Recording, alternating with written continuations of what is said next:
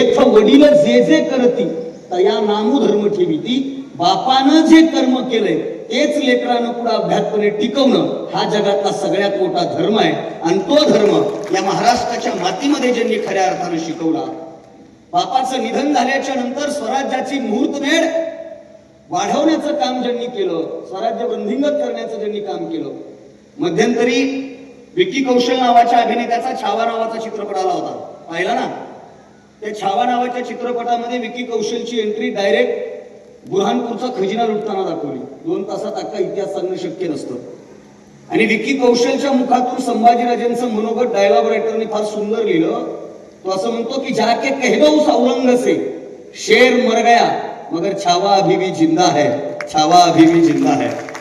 इथून सुरू झालेला चित्रपटाचा तो महोत्सव, चित्रपटाची सुरुवात संभाजीराजेंचं देहावसन झाल्याच्या नंतर औरंगजेबाची पोरगी औरंगजेबाच्या दप्तरात जाते आणि औरंगजेबाच्या दप्तरामध्ये औरंगजेबाची भूमिका करणारा अक्षय खन्ना निवांत झोपलेला असतो. द्राक्ष त्याच्या त्या छातीवर ठेवलेले असतात आणि त्याला कोणीतरी जाऊन सांगतो, हुजूर मर गया शंभू, मर गया शंभू. आणि तेव्हा अक्षय खन्ना हसतो. पण औरंगजेबाच्या पोरीचं वाक्य माझ्यासाठी प्रेरणा देणारं ठरलं.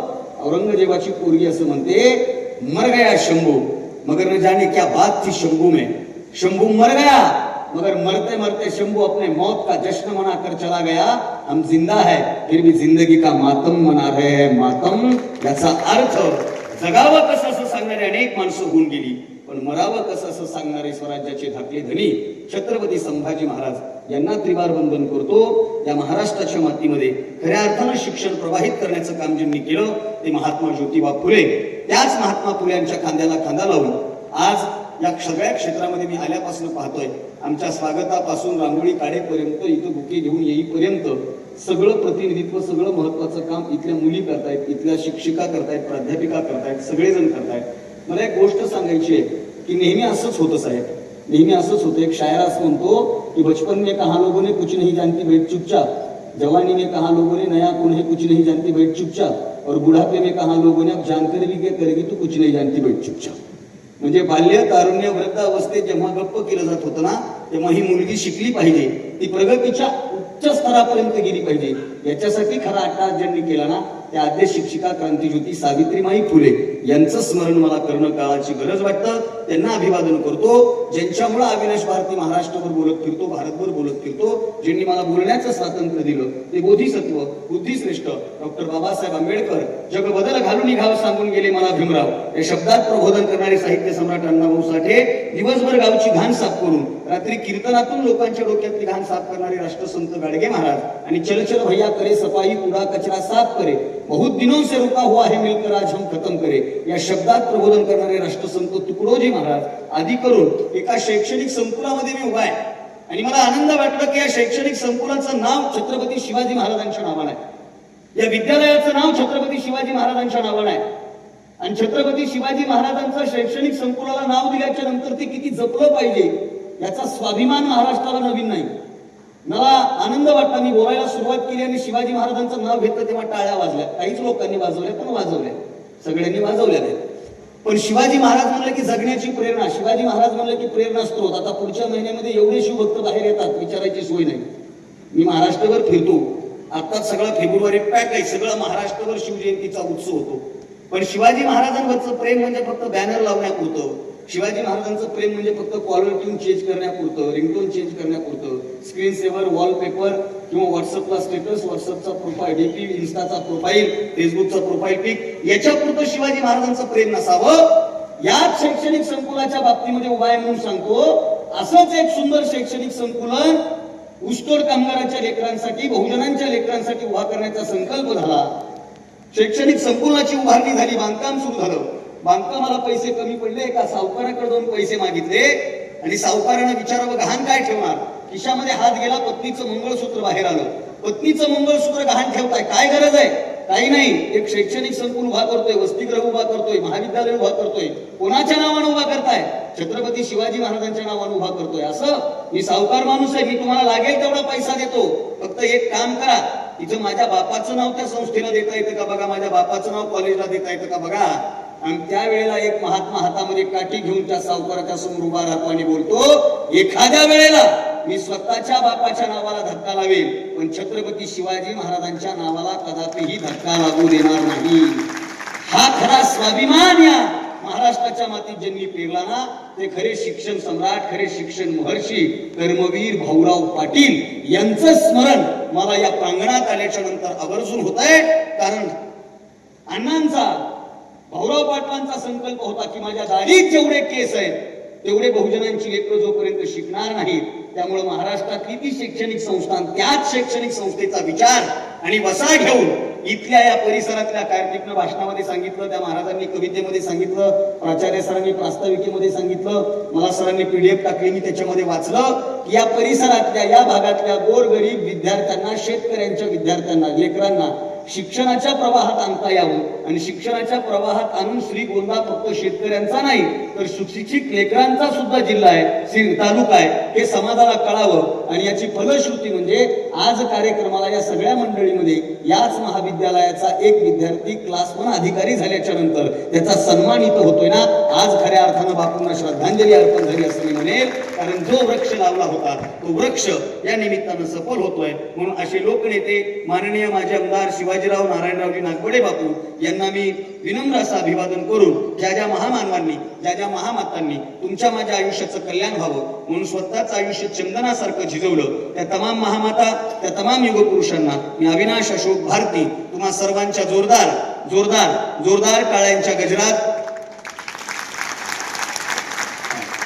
विनम्र अभिवादन करतो आणि माझ्या विचारांकडे वळतो. विचार मंचावर उपस्थित असणारे आजच्या या कार्यक्रमाचे अध्यक्ष आणि लोकनेते माजी आमदार श्री शिवाजीराव नारायणराव नागवडे बापू प्रतिष्ठान श्रीगोंद्याचे अध्यक्ष माननीय श्री राजेंद्र दादा शिवाजीरावजी नागवडे साहेब, सन्माननीय प्राचार्य, उपप्राचार्य, सर्व संचालक मंडळ, या श्रीगोंदा नगरीतील सर्व प्रतिष्ठित नागरिक, उपस्थित सर्वच मान्यवर, विचार मंचाच्या समोर उपस्थित असणारे सर्व प्राध्यापक, शिक्षक, शिक्षकेतर कर्मचारी, सर्व विद्यार्थी बांधवांनो आणि माझ्या समोर उपस्थित असणाऱ्या सर्व बंधू भगिनींनो, मी माझ्या विचारांकडे येत असताना खरं तर या सुंदर कार्यक्रमाच्या व्याख्यानमालेमध्ये तुम्ही मला सहभागी करून घेतलं म्हणून मी प्रारंभी तुमचे आभार व्यक्त करतो. दुसरी गोष्ट अशी आहे, माझ्याकडे बघून मी महाराज वाटत नाही, त्याच्यामुळे टेन्शन घेऊ नका.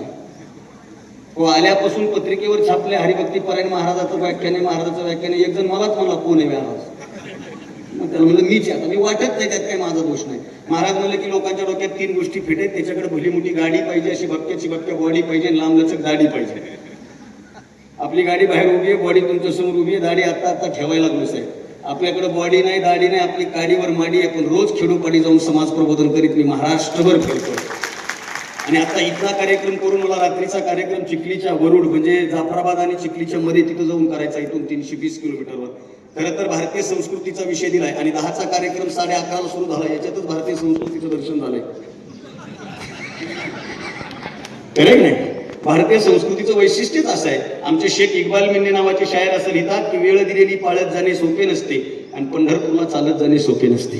या 2 गोष्टी अत्यंत अवघड आहेत, पण उशिरा सुरू होणारी गोष्ट कधीही चांगली असते, ही पण तेवढीच गोष्ट खरी आहे. म्हणून आयोजकांचे मी मनपूर्वक आभार व्यक्त करतो. खरं तर मी भारावून गेलो आल्यापासून. आदरणीय गवते सर, प्राचार्य सर, तुम्ही माझं एवढं कौतुक केलंय, एवढं कौतुक केलंय. अशा कौतुकाची सवय नाही साहेब आम्हाला. हो, हल्ली कोणीच कोणाबद्दल चांगलं बोलत नाही. अशा डेंजर काळात तुम्ही माझ्याबद्दल चांगलं बोलले नाही आणि काय भारावून, फार मोठी गोष्ट आहे. नाही तर सर, मी एकदा एका कार्यक्रमाला गेलो होतो पुण्यामध्ये. आता पुणे तिथे काय मुने, तिथे न सुद्धा जमत नाही. आणि नवीन नवीन माझी सुरुवात होती, तेव्हा मी ST न फिरायचो आणि सूत्रसंचलन करणारे सर 4 व्हीलर गाडी नालते. म्हणजे फरक किती होता लक्षात ठेवा. मी त्या कार्यक्रमाला गेलो, त्यांनी विचारलं वक्ता कुठला आहे, त्यांनी सांगितलं वक्ता बीड जिल्ह्यातला आहे. तेव्हा बरं का, आता बीड, आता मनावर घेऊ नका काही, वक्ता बीड जिल्ह्यातला आहे. बरं, लगेच त्यांनी गुगलला टाकलं, गुगलनं सांगितलं बीड म्हणजे ऊसतोड कामगारांचा जिल्हा, दुष्काळी भाग, दुष्काळ वर्षण असणारा भाग. आणि मग त्यांनी माझं वर्णन सुरू केलं होतं. सर, मी ते नेहमी सांगत असतो, वक्ते आलेत,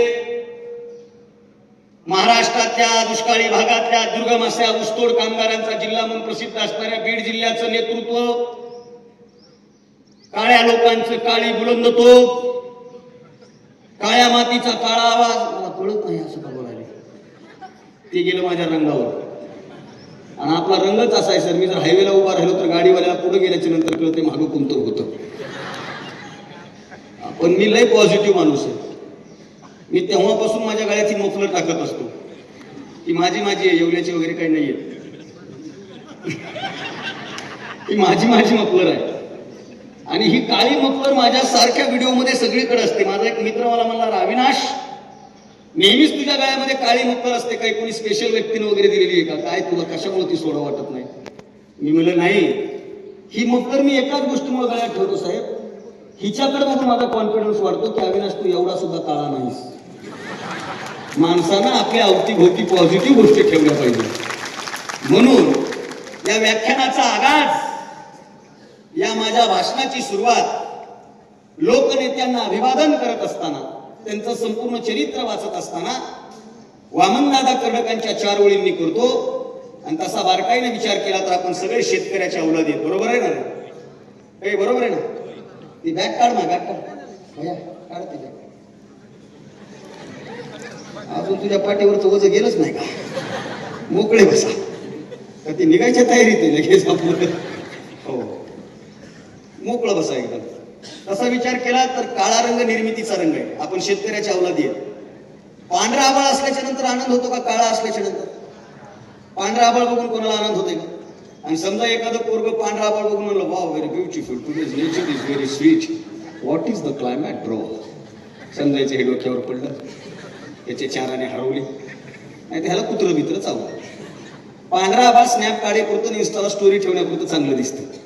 पांढऱ्या आभाळाकडे बघून आनंद होत नाही साहेब, पण पांढऱ्या आभाळामध्ये काळे ढग दाटून आले की शेतकऱ्याच्या अवलादीला आनंद झाल्याशिवाय राहत नाही. कारण काळे ढग आले म्हणजे आता माझ्या बापाची काळी जमीन हिरवीगार होणार.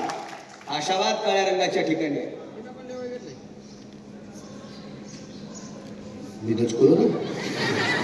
ते कानात हेडफोन घातले की असंच होतं.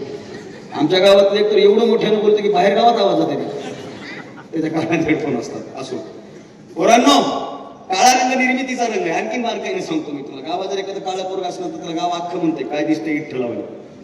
पण एखादं जर लईच गोर असलं तर काय म्हणते मला वेगळे सांगायची गरज नाही. माझ्या लहानपणी गाणं होतं साहेब, एक गोरे रंग पे नाही येतं ना गुमान कर, गोरे रंग तो दिन में ढल जाएगा. मी मनातल्या मनात म्हणायचं आपल्यावर गाणं कसं काय नाही. 15 दिवसानं मी दुसरं गाणं ऐकलं, हम काले हुए तो क्या हुआ. माझी भावकी भरपूर आहे इथं. चला आता जमलं गड्या, आता मी काय एकटा पडत नाही, समोर आहेत सगळे लोक. म्हणून आदरणीय बापूंना श्रद्धांजली अर्पण करत असताना लोककवी भीमशाहीर वामनदादा कर्डकांच्या 4 ओळींनी अर्पण करतो.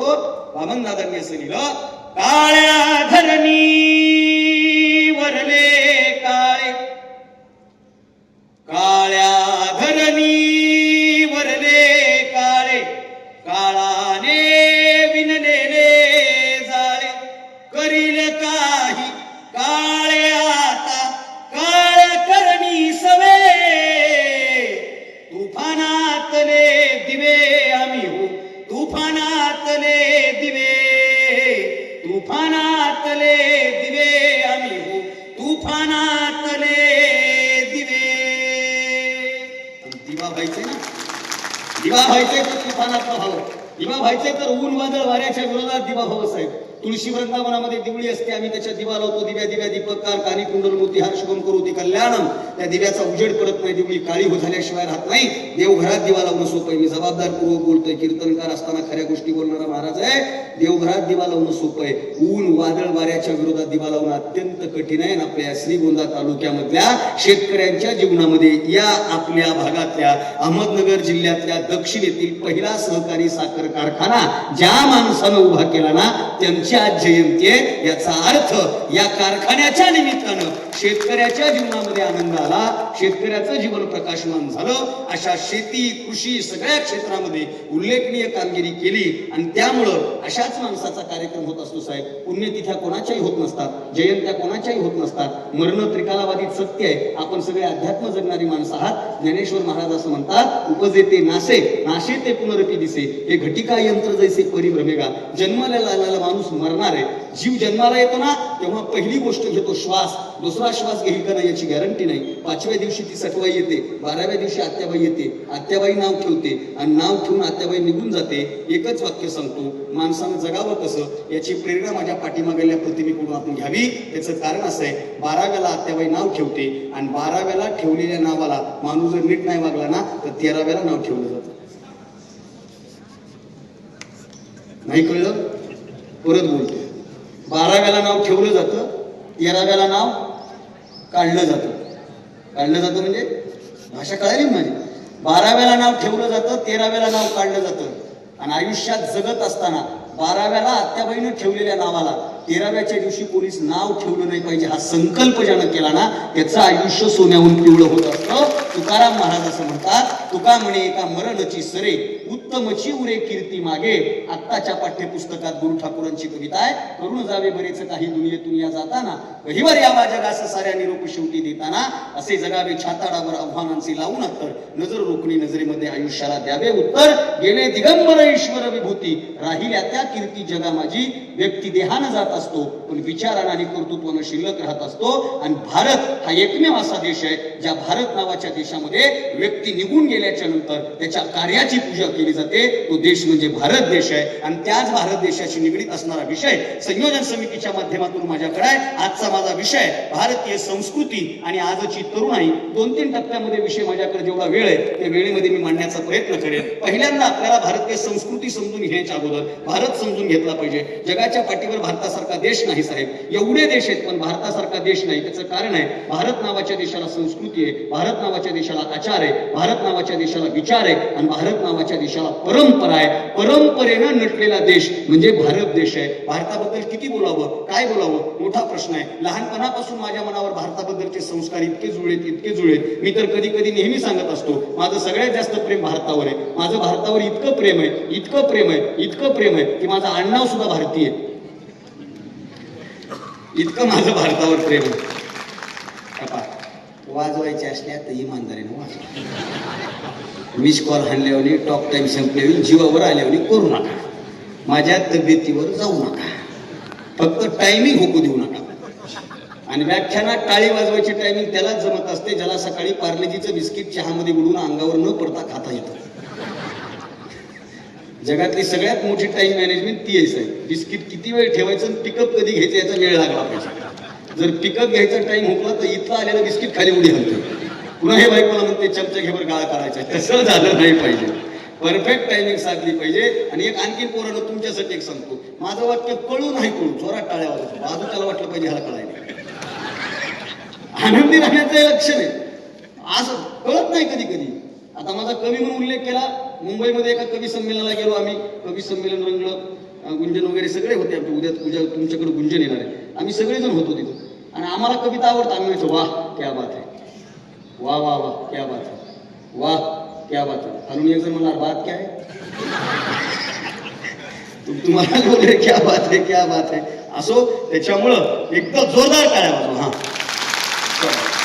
भारतासारखा देश नाही साहेब. मला आठवतंय माझ्या लहानपणी 15 ऑगस्ट, 26 जानेवारी, 17 सप्टेंबर, 1 मे या दिवशी भारताचं फार मोठं महत्व आमच्या मनामध्ये पेरलं जायचं. 15 ऑगस्ट, 26 जानेवारी, 17 सप्टेंबर, 1 मे. 17 सप्टेंबर आमच्या मराठवाड्यामध्ये, कारण भारत स्वातंत्र्य झाला होता, मराठवाडा स्वतंत्र नव्हता, रजाकाराचा काळ होता. 17 सप्टेंबरला मराठवाडा मुक्ती संग्राम दिन आम्ही साजरा करत असतो. 15 ऑगस्टला आम्ही शाळेत जायचो. पोरांनो 2 मिनिटं फक्त बालपण माझ्या डोळ्यासमोर तुमच्या समोर आणतो. एवढं मन लावू नका. आपण लहानपणी शाळेत जायचो का नाही? जायचो का नाही? बरं, आता शाळेत जाताना आपल्याकडे सगळं होतं बघ. सगळं होतं म्हणजे काहीच नव्हतं, त्याच्यातच सगळं होतं. आता इलेक्ट्रिक बॅग घेऊन बसले ते पोरं सगळे. माझ्या लहानपणी बॅग बी काही नव्हती. मी म्हणजे एकदम सालगड्याचा पोरगा. आमचं दप्तर म्हणजे महाबीज महामंडळची पांढरी पिशवी. बापानं पेरणी करायची, आईनं निर्मा टाकून धुवायची. ते दप्तर आपल्या हातात घ्यायचं असं. निघाले ते निघाले शाळेत. आणि मूड आला की उभा राहिले शेतापाशी, असा धरलं ते दप्तर. त्याचा जर बंद तुटला तर बीजगणित, भूमिती, इंग्रजी सगळं हवे. पुन्हा गोळा करायचं, पुन्हा दप्तरात पाहायचे. काहीच नव्हतं. कंपास पेटी नाही, काहीच होतं का? रजिस्टर वगैरे काही होते का आपल्याकडे? ते टप्पूच्या टप्पू वही होती. त्याला खूप बाइंडिंगची वही म्हणायची.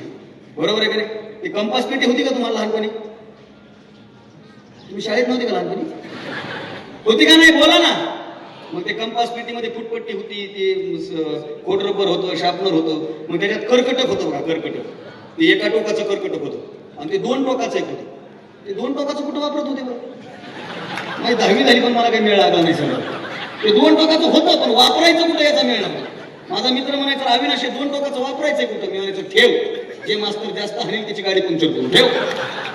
हो, आणि आम्ही ते केलंय. आम्हाला लय हाणलंय. आता हे सगळे जे बसलेत की नाही इथं सगळे पांढऱ्या कपड्यामध्ये, त्यांना लय हाणलंय मास्तर आहे. लय म्हणजे काय? आता हे तुमच्या नशिबात नाही. कधी कॉलेजमध्ये होते का काय? हा, हे मराठीचं एक आणखीन वैशिष्ट्य सर. तुमच्या गवतेचं तुमच्या इंग्रजीमध्ये एखादा शब्द सायलेंट असतो. समजा रिचड द हाऊस नावाचं सेंटेन्स असतं, याचं एखाद्याचं फोनेटिक्स प्रोनाऊन्सिएशन पक्का असेल तर तो म्हणतो रिचड हाऊस. त्याच्यामध्ये द असतो पण द सायलेंट असतो. आमच्या मराठीमध्ये शब्द नसतो सायलेंट, वाक्य सायलेंट असतो. वाक्यच डायरेक्ट. चहाला पाहुणे आले घरी, पाहुणे चहा घेता का, आता कसं केलं, आता हे लिहायचं कसं, सगळ्यात जास्त एवढंच वापरते.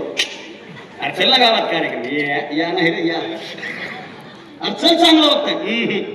अरे कार्यक्रमाच्या नंतर भोजनाची व्यवस्था, हा म्हणलं म्हणजे या ना, मी सांगतोय ते बघा. असो, माझ्याकडे बघा, आपलं ते कर्कट वगैरे काय माहित नव्हतं, पण आनंद लय होता. शाळेत जायचं 15 ऑगस्टला, सकाळची तयारी झालेली, ऐका रे, सकाळची तयारी झालेली, बोचरी थंडी लागणार, कडक इस्त्रीचे कपडे. माझ्या जिंदगीत मी पहिला इस्त्रीचा ड्रेस घातला 15 ऑगस्टला साहेब. जून जुलैला शाळा भरली, ऑगस्ट मध्ये लगेच इस्त्रीचा ड्रेस. पण इस्त्री बी कोणती, धोब्या बसली नाही, तांब्यात कोळसा. किती वेळ घोळसा माहित नाही, जवळ थोडं होत नाही तवर घोळसा. मग एका पॅन्टीला 2 घड्या, एका शर्टाला 4 घड्या. मी तर म्हणायचं 2 घड्या कसं काय, म्हणजे एक आईची घडी आणि बापाची घडी, तुला काय करायचं. मी कडक घातली, इथं लगेच एक तिरंगा लावायचा, तिरंग्यासोबत 1 रुपया चांदी का, सारा देश गांधी का, ही घोषणा द्यायची. गाणी म्हणत म्हणत, आता तुमची रॅली आली होती ना, तशी प्रभात फेरी निघायची. शाळेमध्ये जायचो, ऐका बरं, शाळेमध्ये गेल्याच्या नंतर आमच्या मनावर भारताचा संस्कार केला जायचा. स्काउट गाईडची टीम तयार असायची, जशी आता इथे NCCची होती ना, तशी स्काउट गाईडची टीम तयार असायची. ढोल पथक, लेझिम पथक, जहाज पथक तयार असायचं. फटा मारलेल्या गुरुजी पांढरे कपडे घालून, मस्त गांधी टोपी घालून आलेले. आणि मग मधल्या काळामध्ये ग्रामपंचायतचे सरपंच, उपसरपंच, ग्रामपंचायतचा झेंडा फडकून माझ्या शाळेकडे यायचे ना, त्या मधल्या काळात मी माझ्या भारतीय संस्कृतीचं दर्शन करून घ्यायचो. कारण काही चित्रपटाची गाणी माझ्या कानावर पडायचे, इतकी गोड गीत होते ती. जहां डाल डाल पर सोन की चिड़िया करती है बसेरा, वो भारत देश है मेरा. जहां सूरज सबसे पहले उगकर डाले अपना डेरा, डाले अपना डेरा. जहां सत्य अहिंसा और धर्म का पग पग लगता नारा, वो भारत देश है मेरा, सारे जहां से अच्छा हिंदुस्तान हमारा, हमारा सारे जहां से अच्छा. हम बुलबुले हैं इसकी, ये गुलसिता हमारा, हमारा सारे जहां से अच्छा. ये देश है वीर जवानों का, अलबेलों का, मस्तानों का. इस देश का यारो क्या कहना, ये देश है दुनिया का गहना. लंडन देखा, पॅरिस देखा और देखा जापान. होतं का नाही हे गाणे, मला लय आवडायचं का. त्याच्यात अमरीश पुरी यायचं मधीच, आपला जवळचा पाहुणा आहे, आणि तो त्याच्या आवाजात म्हणायचा, I love my India, I love my India. आणि मग पाठीमागून आमच्या भारतीय संस्कृतीचं वर्णन असायचं. ये दुनिया एक दुल्हन दुल्हन के माथे की बिंदिया, ये मेरा India, I love my India, वतन मेरा इंडिया, धर्म मेरा इंडिया. हे गाणे ऐकले भारी वाटते का, मोकळं सांग, वाटते का. कुणीतरी आहे का हे गाणं ऐकलं, आणि ज्याला हे गाणे आवडत नाहीत अशा माणसाला श्रीगोंद्यातल्या सगळ्यात उंच बिल्डिंगवर घेऊन जायचं. पुढचं मी सांगत नाही, 13 दिवसांना आपलीच तारीख आहे, काय अडचण नाही. तो खायला खारून महिला भार आहे, आणि याच्यात देशभक्ती आहे, भारतीय संस्कृतीचं वर्णन आहे. जगात भारतासारखा देश नाही. भारताचं वर्णन करत असताना अटलजींनी फार गोड ओळी लिहिल्या होत्या. अटलजींनी असं लिहिलं होतं, ये भारत कोई जमीन का टुकड़ा नहीं है, ये जीता जागता राष्ट्र पुरुष है. यहाँ का कंकर कंकर हमारे लिए शंकर है, और यहाँ से बहती हुई हर नदी हमारे लिए माँ गंगा है. माँ गंगा ये अर्पण की भूमि है, ये तर्पण की भूमि है, ये समर्पण की भूमि है. हम जिएंगे तो भारत के लिए, मरेंगे तो भारत के लिए. मरने के बाद कोई हमारी अस्थियां कान लगाकर सुन लेगा, उस अस्थियों से भी आवाज आएगी, भारत माता की जय, भारत माता की जय, भारत माता की. भारतासारखा देश नाही, आणि या भारताची संस्कृती ही जगातली सगळ्यात महान संस्कृती आहे. त्या संस्कृतीवर पुढे येईल विषयाचा उत्तरार्ध माझ्या समोर दिलाय, तो म्हणजे आजची तरुणाई. आणि माझ्या समोर सगळे तरुण बसले, म्हणून या विषयावर बोलताना मला आनंद होतोय. तरुणाई तरुणाई तरुणाई म्हणजे काय, इकडे बघा, तरुणाई तरुणाई तरुणाई म्हणजे काय, इकडे बघा, येते तो घोटाळा आहे आपला. 18 वर्ष झालं, व्याख्याते गेलेत, पाकिट गेलेत, घरला चाललेत, उद्या कसा होता घालता, काय सांगितलं, काय सांगितलं. असं नाही, माझ्याकडे फक्त कमी वेळ आहे, माझ्याकडे लक्ष द्या. तरुणाईचा विषय मला दिलाय. तरुणाई म्हणजे काय? तेजस्विता, तपस्विता आणि तत्परता या तीन गोष्टी जिथे एकत्रित होतात ना, ती तरुणाई असते साहेब. जो तेजस्वी आहे, जो तपस्वी आहे आणि जो तत्पर आहे, प्रत्येक कामामध्ये तत्पर आहे, तो तरुण आहे. खरं तर तरुण तरुण तरुण तरुण काय करू शकतो? आतापर्यंतची जगातली सगळ्यात मोठी क्रांती जर कुणी केली असेल तर ती तरुणाईंनी केली. भारताच्या इतिहासातल्या सगळ्या क्रांत्या तरुणाईमुळे घडल्या, तरुणाईच्या जीवावर घडल्या. छत्रपती शिवाजी महाराजांची प्रतिमा माझ्या डाव्या हाताला आहे. त्या छत्रपती शिवाजी महाराजांनी ऐन तारुण्याच्या उंबरठ्यावर जगातलं सगळ्यात महान स्वराज्य निर्माण करून दाखवलं. ही तरुणाईची सगळ्यात मोठी ताकद आहे. तरुणांनी ठरवलं तर होत असतं, तरुणांच्या मनात आलं तर सगळं परिवर्तन होत असतं. तरुण तरुण तरुण म्हणजे काय? महाभारताचा प्रसंग आहे महाराज. महाभारतामध्ये एकदा कौरवांचं सैन्य परास्त झालं आणि सेनापती पदाची भूमिका कर्णावर येऊन ठेपली. नीट ऐका, महाभारतामध्ये कौरवांचं सैन्य परास्त झालं, सेनापती आता कर्ण झाला. कर्ण आणि त्याचा सारथी लढण्यासाठी तयार होते. इतक्यामध्ये कर्णाचा सारथी कर्णाला असं म्हणाला, महाराज सगळं सैन्य परास्त झालंय, कशासाठी लढायचंय? काय लढायचंय? आपण जिंकू शकणार नाही, द्या सोडून हे युद्ध, चला आपण निघून जाऊ, कशाला लढायचंय? पण कर्णानं उत्तर दिलं बाळांना. कर्ण असं म्हणाला, सारथी एके दिवशी मी आणि दुर्योधन जंगलामध्ये शिकारीसाठी गेलो होतो. शिकारीसाठी गेलेला दुर्योधन शिकारावर असा बाण लावून बसलेला होता, मग्न होता. इतक्यामध्ये एक अजगर आलं आणि अजगरानं दुर्योधनाच्या मांडीला विळखा घातला. काही केल्या अजगर दुर्योधनाच्या मांडीला सोडायला तयार नव्हतं. सैन्याला बोलवण्यात आलं. सैन्यानं अजगराचे बारीक बारीक तुकडे केले. आता अजगर बाजूला होता, दुर्योधन बाजूला होता. अजगराचे तुकडे झाले होते, अजगर बाजूला होता, दुर्योधन बाजूला होता. पण मी बारकाईनं दुर्योधनाच्या मांडीकडे बघितलं तर अजगराचा एक दात दुर्योधनाच्या मांडीत खुडला होता. मग मी त्या मेलेल्या अजगरापासून एक गोष्ट शिकलो की एक दात नको तिथं लावायचा नाही, आणि एकदा दात लावला, जीव गेला तरी बेहत्तर, तो दात तिथला कधीच काढायचा नाही. कारण दातच पडून गेलेलं म्हातारपण आणि नुकतेच दात उगवलेलं बालपण, त्या दोघांच्या मध्ये काळाच्या किनाऱ्यावर पायरून विजेची वीरगीत आणि मातीचं महाभारत गाणारी अवस्था म्हणजे तुमची माझी तरुणाईची अवस्था आहे. आपल्या ओठावर गीत कुठलं आहे? स्वामी विवेकानंद असं म्हणतात, मला तुमच्या देशातल्या तरुणांच्या ओठावरचं गीत सांगा, मी तुम्हाला तुमच्या देशाचं भविष्य सांगतो. जगातला सगळ्यात तरुणांचा देश म्हणजे आपला भारत देश आहे. पण आपल्या भारत देशातली तरुण पिढी जवानीच्या नादात दिवाणी होऊन भवानीच्या मागे फिरण्यामध्ये थोडी व्यस्त झाली आहे आणि त्याच्यामुळंच आजचा संयोजकांनी मला हा विषय दिलाय. खरं तर आमची तरुणाई सर त्या बाबतीत बारकाईने विचार केला तर ती तरुणाई चांगली पण आहे, त्यांच्यातलं चांगलं शोधणं ही सुद्धा काळाची गरज आहे. पण मधल्या काही प्रवाहामध्ये तुम्ही आपण बोलत आहात, तुम्ही आपण ऐकत आहात. महाराष्ट्रावर फिरतो सर, मी महाराष्ट्रावर फिरतो, काही गावात जातो. आता काही आम्हाला म्हातारे भेटतात, माझा जरा स्वभाव मोकळा आहे बरं का बोलायचा. काही म्हातारे भेटतात आम्हाला, त्या सर मग ती बसली की मग जरा झोडपा, जरा पोरं झोडपा, जरा तरुण पोरं जरा झोडपा, जरा झोडपा. अरे म्हणून हे चौकात गाठून मला झोडपायचे ना, झोडपा झोडपा नाही नाही. काही म्हातारे अशा वाट्यावर बसले ना, माझ्याकडे बघा, काही म्हातारे वाट्यावर बसले ना, त्यांची चर्चा असते, पिढी बिघडली हो, पहिली ती पिढी बिघडली. असले लोक नव्हते आमच्या काळात, गबस. वाईट लोक कालही होते, वाईट लोक आजही आहेत आणि वाईट लोक उद्याही असणार आहे.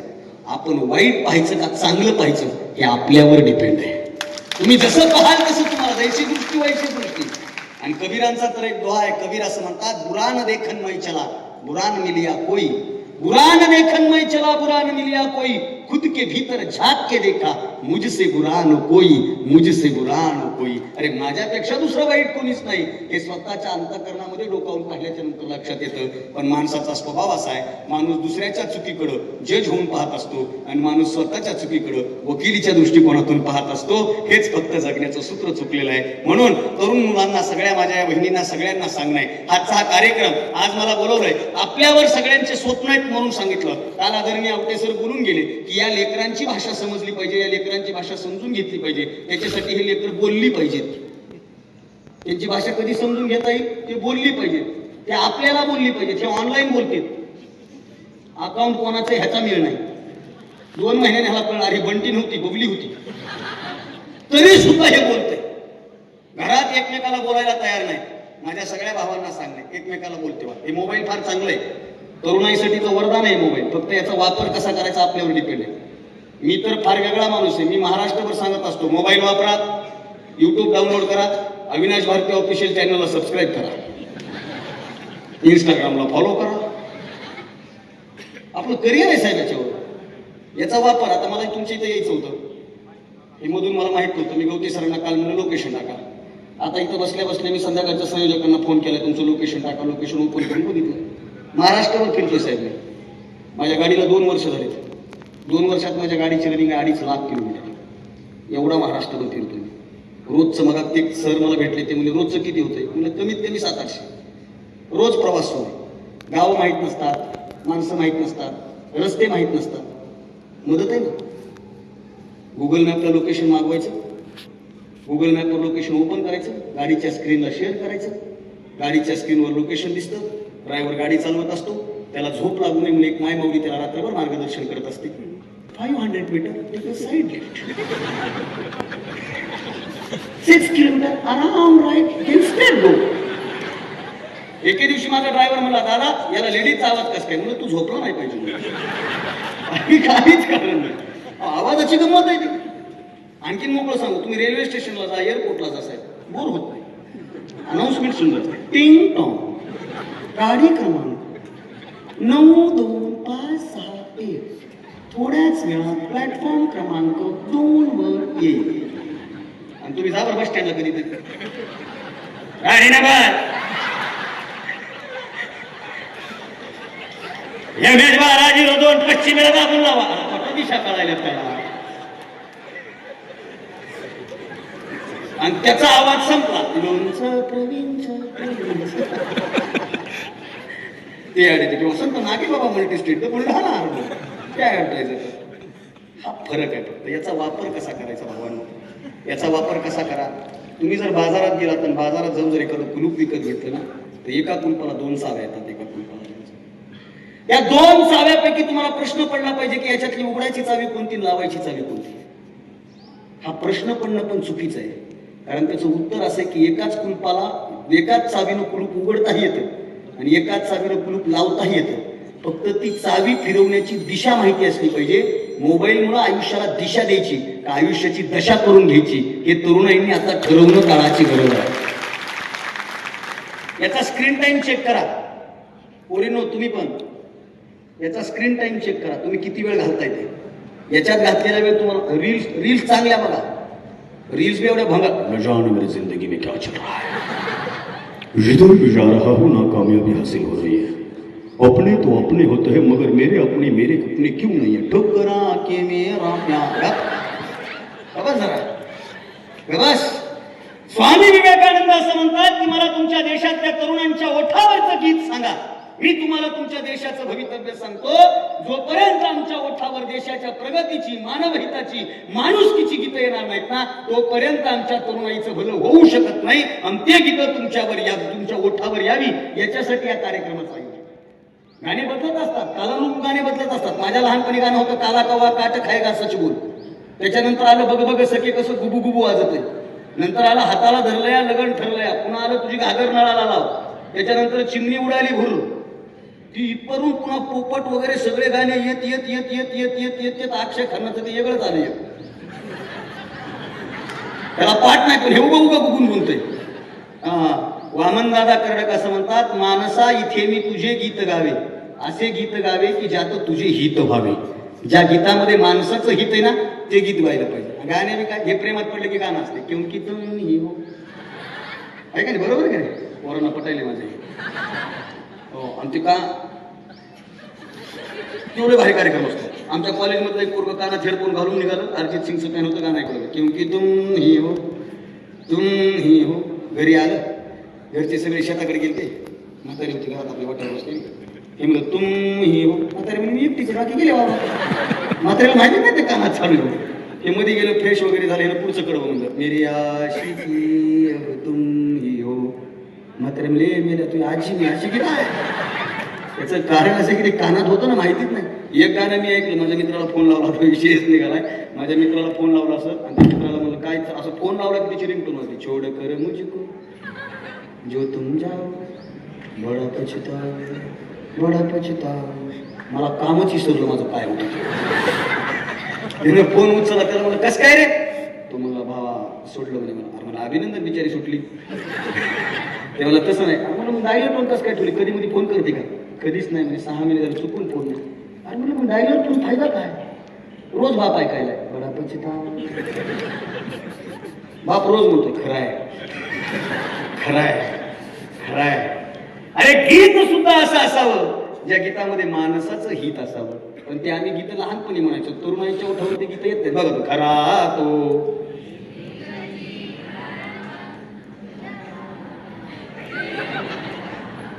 जगाला प्रेम कशाचं इश्क हुआ कैसे हुआ माहितीच नाही तर झाला कसा. ते असंच झाले साहेब. तरुणाईचा विषय तरुणाईतून सांगतो.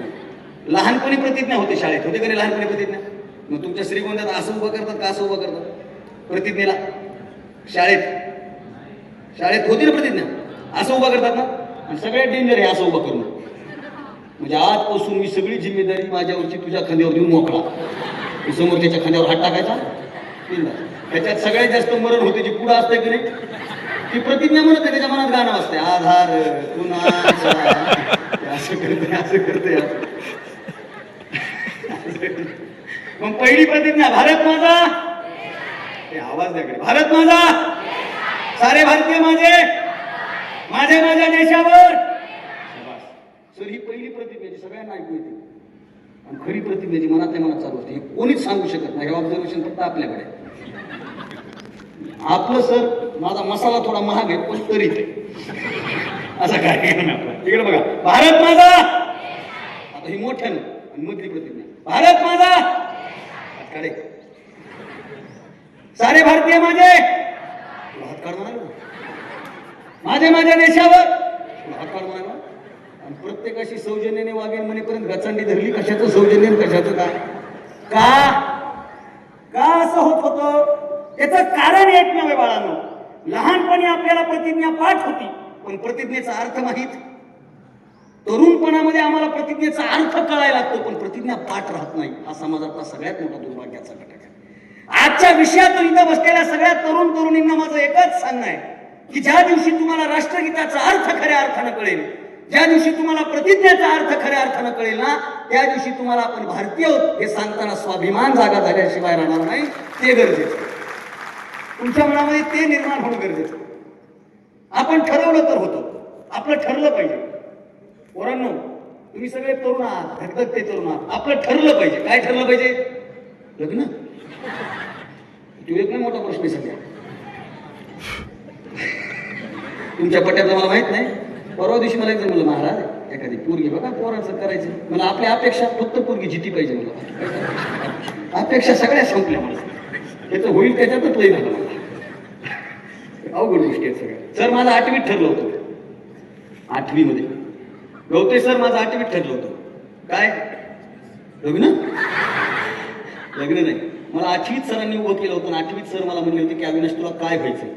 आणि मी सरांना सांगितलं होतं सर मला महाराष्ट्रातला एक वक्ता व्हायचंय. गावागावात माझे बॅनर लागले पाहिजे. तोफा वाजवून लोकांनी स्वागत केलं पाहिजे. शाल हार बुके देऊन सत्कार केला पाहिजे.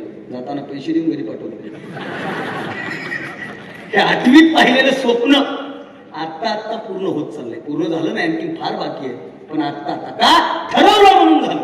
इथं बसलेल्या सगळ्या पोरांना या जयंतीच्या निमित्तानं तुम्ही आदरणीय बापूंना आदरांजली व्यक्त करत असताना आज जयंतीचा कार्यक्रम होऊन उद्यानंतर फिस्कॉन पारितोषिक वितरण हे सगळा आनंद घ्या.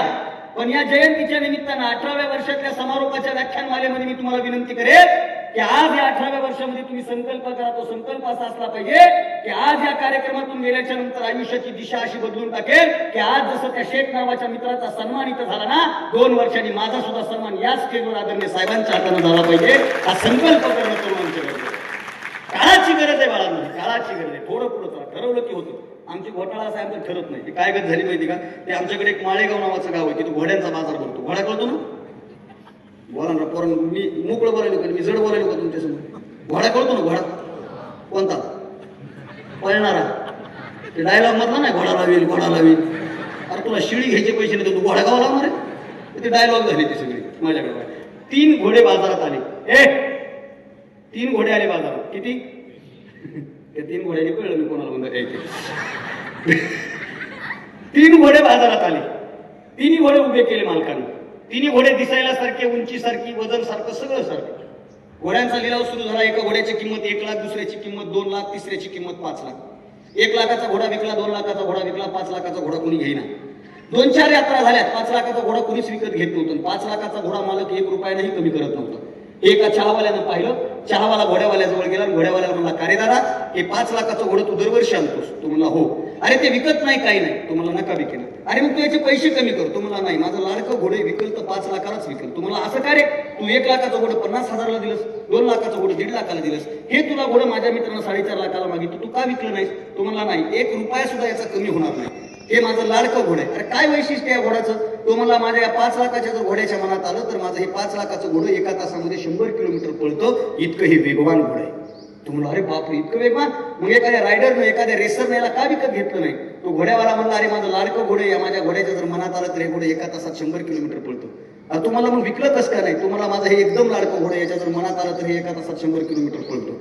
ते मला विकलं कसं का नाही? तुम्हाला मी तुला मगापासून तेच सांगायला, हे माझं लाडकं घोडं आहे, याच्या जर मनात आलं तर हे 1 तासात 100 किलोमीटर पळतो. ते मला मग विकलं कसं का नाही? ते मला तुला तेच सांगायला ना, हे माझं लाडकं घोडं आहे, ह्याच्या जर मनात आलं तर हे 1 तासात 100 किलोमीटर पळतं. ते मला घोटाळा कुठे? ते मला ह्याच्या मनातच येत नाही. हेच घोडं आणलंय आपल्यासोबत.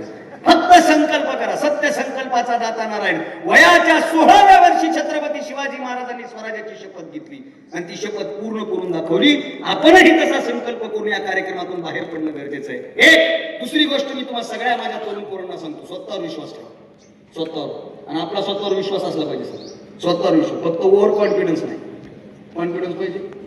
आग लावून टाकील तू यासाठी आकाशातील चंद्रन तारे आणि तुझ्या काय बापाच्या मळ्यातला माल आहे ठेवू काय, तू म्हणशील ते करील ग बस. आले के चिलो मग तुझे तुला इष्टीनं जायला पैसे नाही कवा नाही. माझ्या एका मित्राची प्रेयसी त्याला म्हणली तू माझ्यासोबत लग्न कर, तुझ्या घराला डायरेक्ट छत्रपती कॉलेज वरण भात येणार, ती स्वर्ग कवा बनवा. ओव्हर कॉन्फिडन्स ठेवायचा पण व्यवस्थित. नाही बघा, आणि आमचं बोलणं काही नसतं साहेब. गवते सर तुम्ही मला म्हणलात पोरांना, पण आमचं बोलणं काही नसतं. आपल्या सगळ्यांचं बोलणं थोड्या वेळापुरतीचं. जोपर्यंत ही तरुणाई मनातून ठरवणार नाही तोपर्यंत काय होणार नाही. आता मला काही ठिकाणी मोटिवेशनल स्पीकर म्हणते, तिला डेंजर कार्यक्रम आहे, कारण काही वर्षांनी त्यालाच गोळ्या चालू करावं लागतात. ते आपण काही मोटिवेशन वगैरे करत नाही. आपल्या मनातलं सगळ्यात मोठं मोटिवेशन आहे. दुसरं मोटिवेशन काय करायची गरज आहे? ती तिकडे आरती करते, तुम्ही भारतीकडे पहा. तिकडे आरती आली की गेले भारतीला इशू. मी इकडे सांगायला संकल्प करा. काय आता संकल्प? तिकडे गंधा बांधतो शिवांगाला असतो, इकडे बसतो बोलत. हे तर घोटाळा आहे. चला माझ्याकडे लक्ष द्या. तुमचा स्वतःवर विश्वास असला पाहिजे, तुम्ही ठरवलं पाहिजे. आपलं बोलणं काही नसतं सर. एक राजघराण्यामध्ये एक राजगायक होता, राजगायक. आणि त्या राजगायकाची सनई इतकी सुंदर होती, त्याचा सनई वादक होता एक सोबतचा. एवढं बघा, तो सनई वादक इतकी गोड सनई वाजवायचा, राजा त्याच्या प्रेमात पडला. राजा त्याच्यावर प्रसन्न झाला, राजा त्याच्यावर खुश झाला. आणि माणसं खुश झाले ना साहेब, म्हणजे माणूस फक्त समोर खुश झाला पाहिजे, काही करू शकतो माणूस. तो मोकळं सांगतोय. मी मुंबईला गेलो होतो कार्यक्रमाला, तिथं कार्यक्रम झाला प्राचार्य सर, आणि त्या माणसाला माझा एवढा कार्यक्रम आवडला, त्यानं मला एक चप्पल घेऊन दिली पायातली. ह्याची किंमत 12,000 आहे. मी म्हणून मी कधी 1200ची घेतली नाही, 12,000ची दिली कसं काय? मी यवतमाळला गेलो शिवजयंतीच्या कार्यक्रमाला, माझं व्याख्यान झालं. तो अध्यक्ष एवढा खुश झाला, त्यानं मला ही अंगठी केली. आता आज बी समजा माझ्यावर जर समजा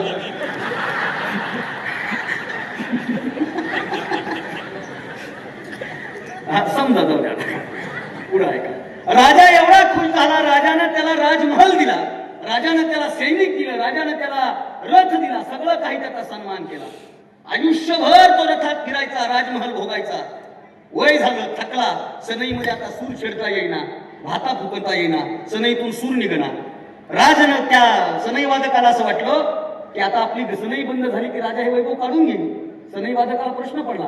सनई वादकाने त्याच्या मुलाला बोलवलं. माझ्याकडे बघा, सनई वादकाने त्याच्या मुलाला बोलवलं, मुलाला सांगितलं अरे तुला जर हे वैभव भोगायचं असेल तर तू सनई वाजव. पोरगा मला नाही नाही नाही, मी तडम ताशा वाजवी पण सनई वाजवी नाही म्हणजे नाही, आपल्याला जमतच नाही. ते मला कस काय वाजवत नाहीस? मी बाप आहे तुझा. बापाने त्याला जवळ घेतलं, पोरगा म्हणला नाही. बापाने त्याची गचांडी धरली, पोरगा म्हणला नाही. बापाने त्याला असं गादीवर पडलं, पोरगा म्हणला नाही. बापाने त्याच्या पोटात बुक्की हाणली, पोरगा म्हणला आई. पोरानं तोंड उघडलं की बापानं सनई कोंबली. आता सनई कोंबल्याबरोबर बाप असा खुश झाला आणि पोरगा हसायला लागला. बाप मला हसतोच कशामुळे? तो म्हणला पप्पा तुम्ही माझी गचांडी धरू शकता, मला गादीवर पाडू शकता, पोटात बुक्की हाणू शकता, सनई तोंडात कोंबू शकता, पण सनईत हवा फुकायची का नाही माझ्या हातात आहे. मी जर हवा फुकलीच नाही तर सनई वाजणार नाही. इथं बसलेल्या सगळ्या तरुण पोरांना सांगणे, आमचा सोडा, तुम्ही आतून ठरवून जागे व्हा. मी एक नेहमी उदाहरण सांगत असतो. मी माळकरी माणूस आहे, कीर्तनकार माणूस आहे, पण तरी एक उदाहरण देत असतो. अंड असतं, अंड कोंबडीचं असतं ना. कोंबडीचं अंड दोन पद्धतीनं फुटतं भावांनो.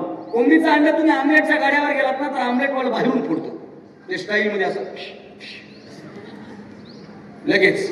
कोंबडीचं अंड बाहेरून फुटलं ना त्याचं अस्तित्व संपून जातं. पण जेव्हा तेच कोंबडीचं अंड आतून फुटत असताना नव्या जीवाला जन्म देत असतं, तुम्ही सुद्धा आतून फुटून स्वतःच्या आयुष्याचा नवा प्रवाह निर्माण करणं काळाची गरज आहे.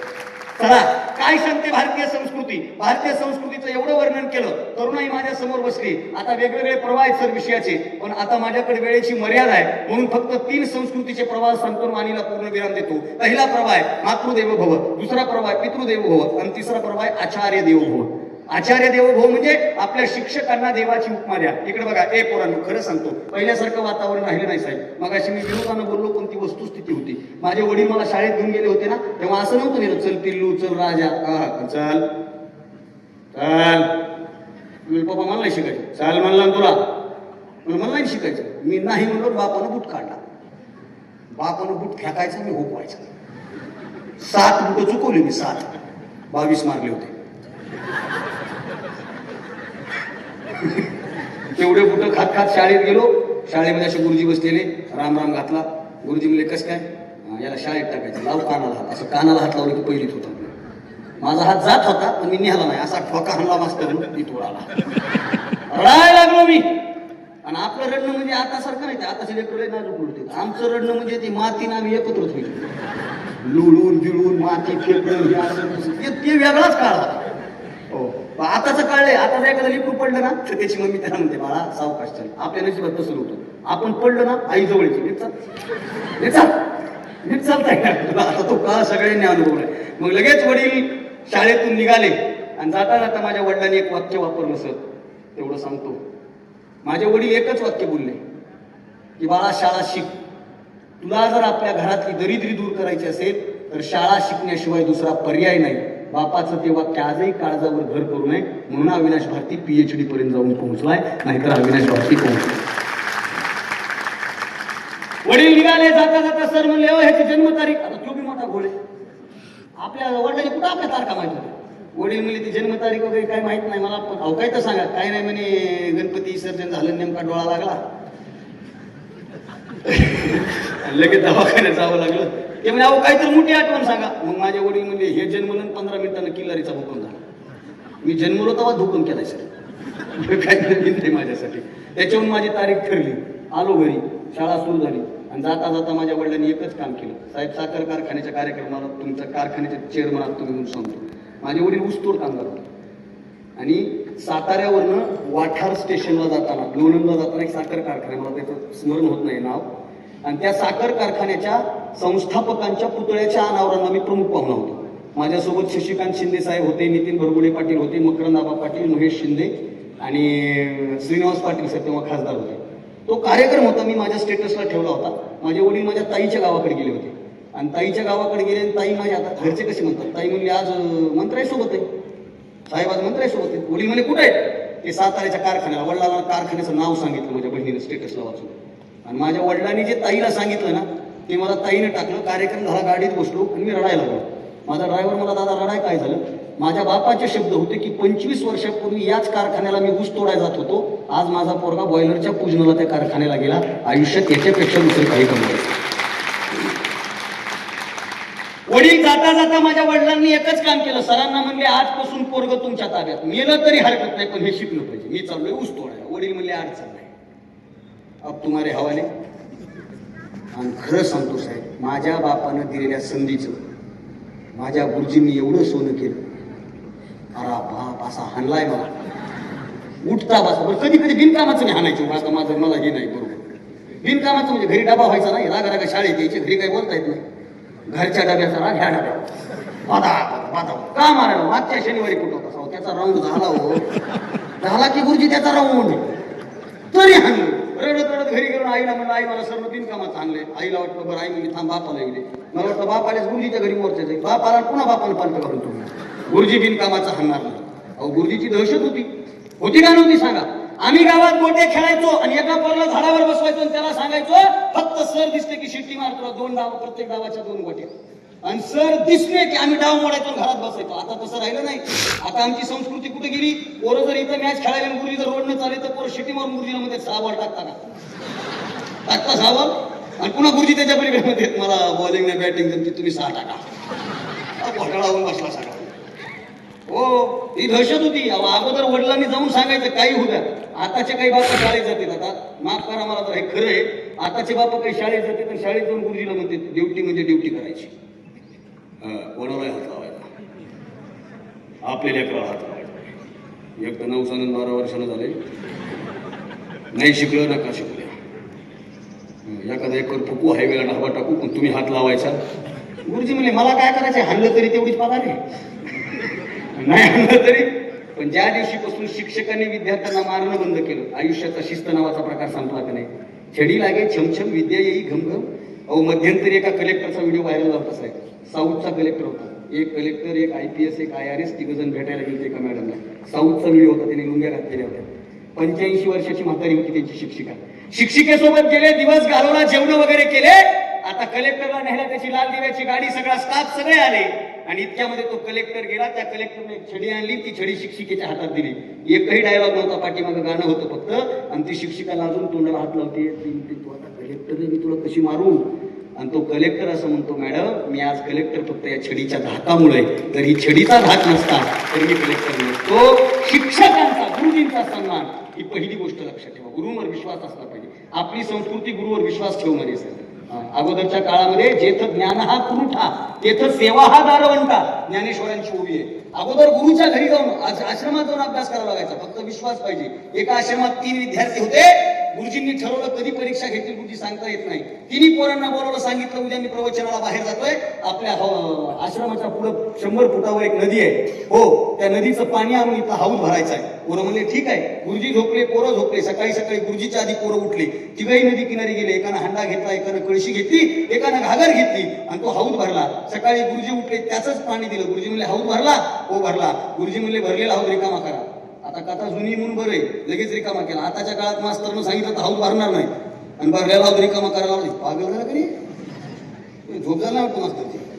बरान रिकामा करा, बरान रिकामा करा, पळा पळा पळा पळा, किती पळा, किती प्रॅक्टिस करा, किती प्रॅक्टिस करा. पोरांनी हाऊस रिकामा केला. गुरुजी म्हणले परत भरा. लगेच सगळे निघाले. थांबा म्हणले, घागरीनं भरायचा नाही, कळशीनं भरायचा नाही, हांड्यानं भरायचं नाही, मी जे देईल त्यानं भरायचं. कशानं भरणार? गुरुजी आश्रमात गेले, आश्रमातून 3 दुर्ड्या आणल्या. दुर्ड्या करतात ना दिदी? दुर्ड्या करतात का? इकडे काय वेगळा शब्द, टोपली. चपात्या भाकरी ठेवतात घरात, त्याला काय म्हणतात?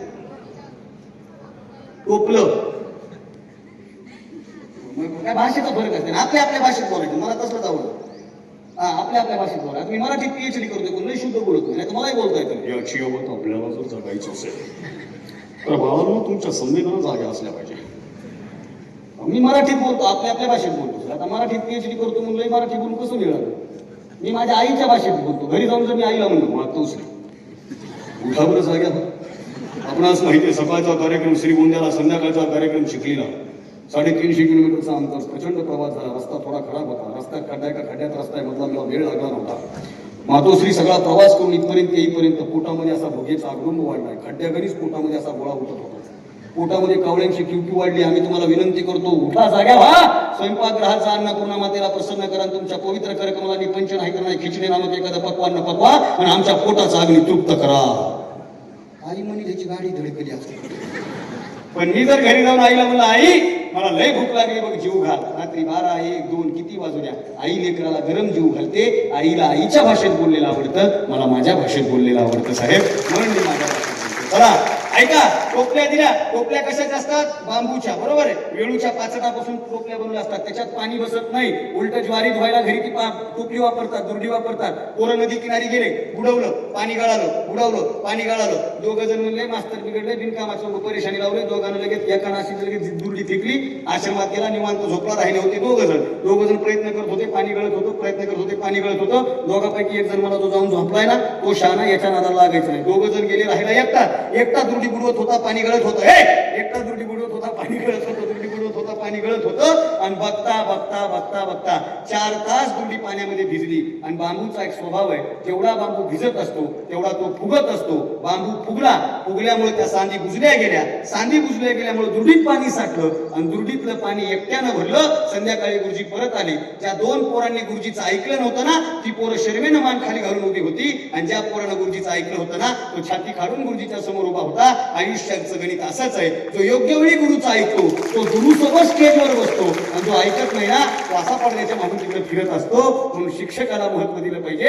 ऐका पुढं, शिक्षकाने त्या पोराच्या खांद्यावर हात टाकला, म्हणला तू का दुर्डी फेकली नाहीस? तो म्हणला सर तुम्ही दिली तेव्हाच प्रश्न पडला. पहिला पोरगा गेला तेव्हा कॉन्फिडन्स कमी झाला, दुसरा गेला तेव्हा तर 70% कॉन्फिडन्स कमी झाला. गुरुजी म्हणले तूही जायचं, आराम करायचं नाही. सर खरं सांगू का, माझ्या मनात लाख वेळा वाटत होतं आपण दुर्डी फेकावीन जाऊन झोपावं, पण माझा आतला आवाज सांगत होता की ज्या अर्थी तुला हे काम तुझ्या गुरूंनी सांगितलंय त्या अर्थी याच्यामध्ये काहीतरी तथ्य असलं पाहिजे. माझा तुमच्या सांगण्यावर विश्वास होता, म्हणून मी आयुष्याची दुर्डी भरू शकलो. मित्रांनो, आयुष्याचं तसंच आहे, वेळेचं काळ घड्याळ पुढं पळतंय, पण तरी थोडासा वेळ वाढवून पहिली गोष्ट मी तुम्हाला सांगितली, मात्र आचार्य देवो भव, आणि सगळ्यात समारोपाच्या 4 गोष्टी सांगतो आणि थांबतो. मातृ पितृ देवो भव ही भारताची संस्कृती आहे. सर, तुमच्या वडिलाचं जयंतीचा उत्सव 18 वर्षापासून व्याख्यानाच्या निमित्तानं तुम्ही करताय. 18 वर्षापासून तुम्ही साखर कारखान्याच्या निमित्तानं शेतकऱ्यांच्या, साखर कारखान्यातल्या शेतकऱ्यांच्या उसाला योग्य हमीभाव देऊन करताय. तुमच्या विविध सोसायटीच्या सगळ्या अनुषंगातून सर्वसामान्य माणसांची सेवा करून तुम्ही ते करताय. आपल्या बापानं कमवलेलं नाव, आपल्या बापानं निर्माण केलेला दबदबा. इकडे बघा, दहशत 2 प्रकारची असते भावांनो. एक, दहशत 2 प्रकारची असते.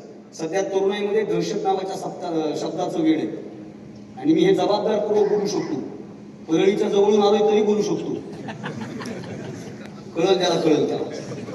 दहशत 2 पद्धतीची असते साहेब. पहिली दहशत असते मगरुरीतली, आणि दुसरी दहशत असते शांततेतली आणि कर्तृत्वाची. मगरुरीतली दहशत माणूस असेपर्यंतच संपून जाते, सगळ्यांनी पाहिली. परंतु कर्तृत्वाची आणि शांततेतली दहशत माणूस निघून गेला तरी अभ्यासकडे तशीच कायमस्वरूपी असते. ती गोष्ट लक्षात ठेवा, मनामध्ये ही गोष्ट पेरा. बाळांनो, तुम्हाला आयुष्यात यशस्वी व्हायचंय. पोरांनो, माझा कीर्तनकार म्हणून उल्लेख झाला. सर, मी अपघातानं कीर्तनकार झालेला माणूस आहे, मी खरं सांगतो. आणि मी जगात एकाच माणसासाठी कीर्तन करतो, आणि त्या माणसाचं नाव आहे माझा बाप. माझे वडील म्हणले म्हणून मी कीर्तनाच्या क्षेत्रात. माझे वडील दुसऱ्याच्या शेतात सालानं कामाला होते. तिथे एकदा एक महाराज आले, आणि त्या महाराजाचे पाय धुवायला माझ्या बापानं पाणी काढून दिलं. माझा बाप मला घरी येऊन म्हणतो, बाळा तुला काय व्हायचं? मी म्हणतो मला इंजिनियर व्हायचं. मी पॉलिटेक्निक साईडला होतो. माझे वडील म्हणले मला ते इंजिनिअरिंग वगैरे कळत नाही, माझी इच्छा आहे तू कीर्तनकार झालं पाहिजे. म्हणजे जमून काही बरं, माझ्या खानदानात दुसरा कीर्तनकार नाही, मी पहिला कीर्तनकार. लोक म्हणते परंपरेत असावं लागते, रक्तात असावं लागते. परंपरेत असणारे काय दिवे लावायचे महाराष्ट्र बघायला. आपला स्वभाव लय स्पष्ट आहे. माझे वडील म्हणले कीर्तनकार हो. मी म्हणलं मला जमल का? आई बाजूला होती. आता एक पर्सनल सांगतो मी तुम्हाला. आई बाजूला होती. आई म्हणली लेकराला का कशाला बोलायला होत असं? वडील म्हणले तू होत असलं तर इथं बसायचं नाही, तू उठायचं. म्हणलं चॅलेंज. बापानं चॅलेंज दिली, आणि ती चॅलेंज अविनाश भारतीने ऍक्सेप्ट केली. म्हणून आज अविनाश भारतीच्या नावासमोर ह भ प लागतं. बापाची इच्छा पूर्ण करण्यासाठी हे करतो. सगळ्या पोरांना सांगणे, आयुष्यात नको त्या आयडिया घेण्याची चॅलेंज ऍक्सेप्ट नाही करायची. आपल्यात जर धमक असेल ना, आपल्या बापाची चॅलेंज ऍक्सेप्ट करायची. आपल्या बापानं जो संस्कार दिलाय ना, तो संस्कार पुढे वाढवण्याची एक चॅलेंज ऍक्सेप्ट करायची. आणि मी उन्हाळ्याच्या सुट्ट्यातला महाराज आहे. उन्हाळ्याच्या सुट्ट्या म्हणजे इन समर वॅकेशन. बाकीचे माझे सगळे मित्र काय करायचे, चलती झाडे पाहूया, मामाच्या गावाला जाऊया. त्याच्यात एक ओळ होती, मामाची बायको सुगरण रोज रोज पोळ्या शिकरण. मी ती मामी हुडकायलो बाकी ज्या रोज पोळ्या खाऊ घालते. इथे श्रीगोंद्यात असली तर सांगायला, मला जिंदगीत तसली मामी भेटते नाही. आमच्या मामीनं तर आम्हाला बघितलं की मला हे आलं साडीसाठी. त्याच्या नादानं आमचे लेकरं बिघडले. मग आम्ही म्हणायचं तुझे लेकरं त्यांच्या मामाच्या गावाला जाऊ दे ना. पण आपल्या काही नशिबात ते नव्हतं. उन्हाळ्याच्या सुट्ट्यात काहीच केलं नाही. गाथा हातात घेतली, ज्ञानेश्वरी हातात घेतली, संत साहित्य हातामध्ये घेतलं, पुस्तकं हातामध्ये घेतली, आणि उन्हाळ्याच्या सुट्ट्यात कट्ट्यावर बसून शिट्ट्या मारत आयुष्याची थट्टा करण्यापेक्षा मायबापाच्या इच्छेसाठी कीर्तनाचा फेटा बांधणारा हा पोट्टा महाराष्ट्रभर फिरायला लागला, जो आई वडिलांची स्वप्न पूर्ण करतो. जगात भारत देश सगळ्यात पवित्र आहे, संस्कृती पवित्र आहे, मातृदेव भव आणि पितृदेव भव. बाहेरच्या देशामध्ये बापाला बाप म्हणून बोलायला अवलादी तयार नाही. बाहेरच्या देशामध्ये पोराला शेंबूड पुसायची अक्कल आली की पोरग बापाला म्हणतो daddy this is my room, don't disturb me, my life my style my rules. पण भारतात तसं नाही. भारतामध्ये म्हाताऱ्याच्या गौऱ्या मसनात गेले ना तरी तो लेकराचे कान धरू शकतो, कारण भारतीय संस्कृती ही जगातली सगळ्यात मोठी संस्कृती आहे, जिथं बापाला आणि आईला देव म्हणलं. पण मधल्या काळामध्ये तेही वातावरण जरा बिघडले. तेही वातावरण कसं झाले, बापाचं लेकाचं राहिलं नाही ना, तर गावाच्या टपरीवर दोघांचंही खातं. 35 नंबरला ह्याची उदाहरण, 36ला तिची. टपरीवाला सगळ्यात हुशार, ह्याचं पान त्याला दिसू देत नाही, त्याचं पान ह्याला दिसू देत नाही, पानं दोघालाही देतो. नाही असं काळ सगळा बदलत चाललाय. बाळांनो तुम्ही इतके मोठे व्हा, इतके शिका, प्रामाणिकपणे सांगतो. सर मी जे बोलतोय माझ्याकडे वेळ कमी, डोक्यात नाहीये, म्हणजे हे ट्रेलर आहे फक्त. जगलो वाचलो तर आपण पुन्हा येऊ, पुन्हा भेटू. माझ्याकडे बघा, इकडे बघा. बाळांनो बाप खुश झाला पाहिजे, आई खुश झाली पाहिजे. तुम्हाला नोकरी लागली, तुमचं पगारीमुळे काही होत नाही. आणि तुमच्या मायबापाला तुमच्या पगारीमध्ये इंटरेस्ट नसतो, तुमच्या सेटल होण्यामध्ये सगळ्यात जास्त सुख असतं, सगळ्यात मोठा आनंद असतो. आणि भारतीय संस्कृतीचा आत्मा आहे. छत्रपती शिवाजी महाराजांची मूर्ती माझ्या डोळ्यासमोर आहे. शिवजयंती जवळ आली. शिवजयंतीचं एक सगळ्यात सुंदर वाक्य असतं, हे हिंदवी स्वराज्य व्हावे ही श्रींची इच्छा. इतिहासाचा अभ्यास काही मी इतिहास वाचत असताना असं लक्षात येतं, हे हिंदवी स्वराज्य व्हावे ही श्रींची इच्छा नाही. त्याच्या अगोदरचा इतिहास असा आहे की 12 जानेवारीला सिंदखेड राजा नगरीमध्ये लखोजी जाधवांच्या पोटी जन्माला आलेले जिजाऊ लग्न करून संभाजीनगर जिल्ह्यातल्या वेरूळला शहाजीराजेंसोबत संसार थाटतात. शहाजीराजेंसोबत संसार सुरू होतो आणि शहाजीराजे मोगलांच्या दरबारात सेनापती म्हणून काम करतात. शहाजीराजे स्वारीवरनं परत येतात, चेहरा पडलेला आहे, चेहरा सुकलेला आहे. आणि जेवण करत असताना जिजामाता शहाजीराजेंना विचारतात का झालं स्वामी. आणि जिजामातेला शहाजीराजे बोलते झाले, जिजा आता आमचं मनित लागत नाही, आम्ही आमच्याच लोकांच्या विरोधामध्ये उभे आहोत, आम्ही आमचेच लोक मारतोय, आमच्याच राज्यात आम्हीच गुलाम म्हणून जगतोय, ही गोष्ट आता सहन होत नाही. शहाजीराजे स्वारीला निघून गेले आणि शहाजीराजांचं बोलणं जिजाऊ मासाहेबांच्या जिवारी लागलं. शिवाजी महाराज जन्माला यायच्या अगोदर हे रयतेचं राज्य व्हावं ही मातोश्रींची इच्छा, आणि ती मातोश्रींची इच्छा श्री छत्रपती शिवाजी महाराजांनी पूर्ण केली असं माझा अनुमान आहे, असं माझं म्हणणं आहे. म्हणतात शिवाजी महाराजांना भवानी मातेने तलवार दिली का नाही, चर्चेचा आणि वादाचा विषय. पण मी एकच वाक्य सांगत असतो, शिवाजी महाराजांना भवानी मातेने तलवार दिली का नाही मला माहित नाही, पण लढायला जाताना शिवाजी महाराज जिजाऊ मातेच्या पाया पडून जायचे, साक्षात भवानीचा त्यांना आशीर्वाद मिळायचा, ती प्रेरणा त्यांच्या पाठीमागे होती. शिवाजी महाराजांनी वयाच्या 16व्या वर्षी महादेवाच्या पिंडीवर रक्त सांडून प्रतिज्ञा केली, हे मी रयतेचं राज्य उभं करेन. नाही, त्याच्यासोबत दुसरी शपथ शिवाजी महाराजांनी घेतली होती. कुठली शपथ होती ती, की माझ्या बापाचा अपमान तुम्ही केलाय ना, माझ्या बापाला अपमानाची वागणूक दिली ना, एक दिवस मी तुम्हाला या महाराष्ट्रातून धुडकावून लावल्याशिवाय राहणार नाही. बापाच्या अपमानाचा बदला म्हणजे शिवचरित्र. भावांनो, आपली संस्कृती, भारताची संस्कृती सांगत असताना प्रभू रामचंद्र नावाचा राजा होऊन गेला आमच्या अध्यात्मामधला, बरोबर आहे आपल्या अध्यात्मातला. पण माफ करा मला सर, कोणाला वाईट वाटू नये म्हणून खरं सांगू का, जगामध्ये राम नावाचा अवतार आणि राम नावाचा देव ज्या दिवशीपासून राजकारणामध्ये वापरायला सुरुवात झाली ना, त्या दिवशीपासून भारतीय संस्कृतीचा नायनाट झाला असं मी बोलणारा पोरगा आहे. का, प्रभू रामचंद्र हा राजकारणाचा विषय होऊ शकत नाही, तो स्वतंत्र विषय. आणि राजकारणाबद्दल मला बोलायचा इंटरेस्टच नाही साहेब, आपण त्याच्यावर पुन्हा कधीतरी बोलू, कारण सध्या तर लय मोठा घोटाळा आहे. आमच्या गावात एक पोरग सगळे झेंडे घेऊन झोपायले. कशामुळे झोपायले आता तुम्हाला त्याचं काही सांगायचीच गरज नाही. सध्या फार मोठा वेगळा विषय माझ्याकडे बघा, प्रभू रामचंद्राचा. बरं त्याच्यात घोटाळा, आता 26 तारखेला रामनवमी असेल, आणि रामनवमीचा मला एकाचा फोन आला, ते म्हणजे रामकथा करता का, मला वेळ नसतो कॉलेज येते, ते म्हणजे नाही करा ना, नाही करत. ते म्हणजे तुमच्या ओळखीचा महाराज द्या, तुम्हाला देतो बजेट सांगा, तुम्हाला बजेटची चिंता नाही, लागेल तेवढं बजेट आहे आपल्याला. म्हणजे कसं काय, 30 वर्ष झालं मला भावासोबत केस चालू होती, निकाल आपल्या बाजूला लागला, आपल्याला रामकथाच करायची आहे. आता हे काहीला उद्या कळलं. त्याला म्हणलं अरे एक बाणी आहे, पण वरून 2 बाणं सुधील, पहिला तुला दुसरा मला. जिथं भावाचा जमाना तिथं रामायण सांगून फायदा काय, जिथं भावाचा जमाना तिथं रामायण सांगून फायदा काय. आपल्या भारतीय संस्कृतीमध्ये प्रभू रामचंद्रानं 14 वर्षाचा वनवास भोगला, सावध राहायची इच्छा बापाच्या वचनपूर्तीसाठी. सगळी संस्कृती इथं फिरते. बाळांनो, वेळ कमी तरी सांगतो, आयुष्यात यशस्वी व्हायचंय. सर, माझ्या आयुष्यातला एकच प्रसंग सांगतो, वाणीला पूर्ण विराम देतो. तुम्ही उल्लेख केला, 34 एपिसोड झाले माझे जिथं पहिला. 7 वर्षाचा कॉन्ट्रॅक्ट आहे, सगळ्या चॅनल सोबत महाराष्ट्रभर फिरतोय.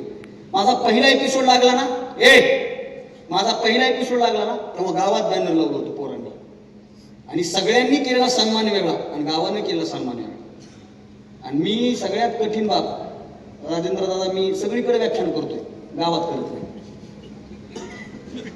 आपला स्वभाव असलाय. गेल्या वर्षी पोरं म्हणजे शिवजयंतीचं व्याख्यान कर, 50,000 मानधन घे. म्हणलं 1 लाख पट्टी काढा, माझ्या नावाने 1 लाखाची पावती करा, पण मी गावात बोलत नाही. मी जर गावात भाषण केलं ना, कधी बसलेले म्हणजे बर आशय तू सांग आता आम्हाला, तुला गावातून चडीवर हिंडताना पाहिला, त्याचा काय संबंध आहे आता? हा, म्हणजे गावातल्या जवळच्या लोकांचं नेहमी तसंच असतं. मी ते वाक्य वाचलं होतंय की जवळच्या लोकांचा अर्धा वेळ नावं ठेवणे तर संशय घेण्यात जात असतो आणि कौतुक लांबच्या लोकांकडून होत असतं. हे बाळांनो, माझ्या गावात चौकात बॅनर लागलं 20 बाय 20 तसं, आणि बॅनरवर मॅटर होता अविनाश भारती तुझं मनातून अभिनंदन. बॅनर पाहिलं, माझ्या बापाला कुणीतरी जाऊन सांगितलं तुझ्या पोराचं बॅनर लागलंय चौकात. वडील म्हणले काय विषय? ते मला विषय काय माहित नाही, तुझ्या पोराचा मोठा फोटो आहे, बाकीचे बारके बारके मुंडके चिटकिलेले आहेत, पण बॅनर नंबर 1 आहे 20 बाय 20. म्हणजे बॅनरचं स्ट्रक्चर तसं असतं म्हणून सांगायला बरं का, माझं ऑब्झर्वेशन जरा जास्त आहे. वडील निघाले पायात चप्पल घालून 2 किलोमीटर चालत गेले. 2 किलोमीटर शिवाजी महाराजांचं स्मारक आहे, त्या स्मारकामध्ये बॅनर उभं होतं. माझे वडील गेले बॅनरकडे एकटक बघत होते रे. ऐक रे, माझे वडील गेले बॅनरकडे एकटक बघत होते. जाणारा येणारा कुणीच होता काय पाहता. बापाचा कंठ सुकला होता, बापाच्या डोळ्यात पाणी होतं, बाप फक्त इशाऱ्यानं सांगत होता. त्या दिवशी माझ्या बापाने गावात 1000 चहा पाजले, 1000. त्या हॉटेलवर नाही पाजले, ज्या हॉटेलवर बॅनर लावलं होतं त्याच्या समोरच्या हॉटेलमध्ये लोक बसले. आता माझा बाप होतो, मी असायचा बाप कसा असा? सगळ्या खुर्च्या बॅनरवर केल्या, सगळ्या खुर्च्या बॅनरवर. सुरके पिऊ नाही नाही, देख के पिऊ. पहिले देखो बाद में. ते मला मी चहा पित नाही, कॉफी घे. मला कॉफी पित नाही, दूध घे. ते मला मी दूध बी पित नाही. वडील म्हणले 10 रुपये घे. ऐका, तुमच्यातला एखादा पोरगा यशस्वी व्हावा, तुमच्यातला एखादा पोरगा पोलीस मध्ये फक्त लागावा. बाप अख्ख्या गावात शिरते, निटरा गोळ्या घाली निटरा. पोरग पोलीस मध्ये, त्याला बंदूक नाही हे माहित नाही, पण तरी ते म्हणते निटरा. बाप लिस्ट काढते लगेच, कुणी कसं ट्रॅक्टर अडवितो, कुणी काय प्रयत्न केले होते, लिस्टच काढतो बाप. ऐका ना, बापाचा भोळेपणा आपल्याला सत्ता आला पाहिजे. मी मध्यंतरी कर्मवीर करिअर अकॅडमीला कार्यक्रम केला. विठ्ठल कांगणे आणि माझा मित्र विठ्ठल कांगणे आणि मी दोघं सोबत होतो. आणि एक पोरगी PSI झाली सर, लांबजना नावाच्या गावात. लांबजना नावाचं गाव आहे. शीतल नावाची एक मुलगी PSI झाली. प्रतिकूल परिस्थिती ती पोरगी, त्यांचा सत्कार होता सर. बाप संस्कृती बापाच्या भोवती कशी फिरते. ती पोरगी स्टेजवर आली, हार घालायचा होता. मुलीला हार कसा घालायचा म्हणून मी तिच्या बापाच्या गळ्यात हार टाकला. इतका साधा माणूस होता, त्याने दुसरा हार माझ्या गळ्यात. त्या पुरीला ट्रॉफी वगैरे देऊन आम्ही सत्कार केला. आता ती PSI पोरगी, तिने माझ्या हातात हात दिला, विठ्ठलच्या हातात हात, विठ्ठल कांगणेंच्या हातात हात दिला. स्टेजवरच्या सगळ्या मान्यवरांना तिने शेक हँड केला. हे बघितलं त्या माणसाने आणि त्याच्या लक्षात आलं की स्टेजवर आल्याच्यानंतर हातात हात द्यावा लागतो. सर तो हातात हात देत होता, माझा दिला, बाजूचा देत तू पलीकडे गेला. आणि विंगेमधनं एक पोरगा ट्रे घेऊन दुसऱ्या सत्काराची तयारी घेऊन येत होता. इतका साधा माणूस होता ना, त्यानं त्या पोराचा हात घेतला, असा कपाळाला लावला. मी त्या कार्यक्रमात एकच वाक्य बोललो होतो की एक दिवस आपल्या सुद्धा बापाचा हा भोळेपणा स्टेजवर दिमाखात मिरवता आला पाहिजे, याच्यासाठी यशस्वी झालं पाहिजे, दुसरं काहीच नाही. सर वडील घरी आले, वडील टीव्हीच्या समोर बसले आणि टीव्हीच्या समोर बसलेल्या वडिलांना काय वाटलं माहित नाही. माझी एंट्री झाल्याबरोबर माझ्या वडिलांनी शिट्टी वाजवली. वडील टीव्हीच्या जवळ आले, गळ्यात एक रुमाल होता, तो रुमाल काढला माझ्या वडिलांनी, असा टीव्ही पुसला, हळद कुंकू लावलं, सोप्यावर येऊन बसले. 10-15 वर्षापूर्वीचा काळ, त्यांच्या घरच नव्हतं, टीव्हीचा तलेला विषय. वडील एकटक टीव्हीकडे बघत होते, मी वडिलांकडे बघत होतो. कार्यक्रम संपला, पायात चप्पल घातली, वडील गावात गेले. कशाला? हवा करायला. आणि पोरांनो लक्षात ठेवा, मी तुमचा भाऊ म्हणून सांगतो, वयाच्या 25-30 वर्षापर्यंत आपण बापाच्या जीवावर हवा करतो ना. आता आपलं स्वप्न असलं पाहिजे की आपल्या बापानं आपल्या जीवावर हवा केली पाहिजे, आपल्या जीवावर हवा केली. वडील 15-20 मिनिटांना घरी आले. मी वडिलांसोबत जेवायला बसलो. जास्त दिवस घरी नसतो मी. आता इथून पुढे मे पर्यंत जरा जास्त घरी थांबणं होत नाही, सीझन आहे ना, जाणं होत नाही. आणि हे पण बापा पण आले माझ्याकडे. मला चंद्रपूरचा कार्यक्रम आला, मी म्हणलं नाही. वडील म्हणले का नाही? जरा लांब आहे. वडील म्हणले इमानाने जा, नागपूरला जा, इमानाने तिथून जा, कार्यक्रमाला नाही म्हणून जाऊ. मी म्हणलं कसं काय? वडील म्हणले एवढे 10 वर्ष कष्ट कर, आयुष्यभर मजा कर, आणि आता मजा कर, आयुष्यभर कष्ट कर, तूच तुझ्या हातात आहे, तू ठरव. वडील घरी आले, जेवायला बसलो आणि जेवण करताना विचारलं, माझ्याकडे बघा, झालं संपलं, मला तुमच्यापेक्षा लांब जायचंय. जेवण करताना वडिलांना विचारलं, पप्पा आज दसरा नाही, दिवाळी नाही, लक्ष्मीपूजन नाही, तरी टीव्हीला हळद कुंकू का लावलं? आणि माझ्या वडिलांचं उत्तर होतं, माझे वडील म्हणजे येड्या, काय डबड्यात आतापर्यंत दुसरे हिरो बघितले, आज माझा हिरो डबड्यात गेला म्हणून डबड्याला हळद कुंकू लावलं. माझ्या काळजात, माझ्या डायरीत, माझ्या स्टडी रूम मध्ये मी एक वाक्य लिहिलंय की माझ्या बापासाठी जर मी हिरो असेल ना तर मी मरेपर्यंत माझ्या आयुष्याचा बाप माझा हिरो बाप असला पाहिजे. बापाला हिरो म्हणा, आईला हिरो म्हणा.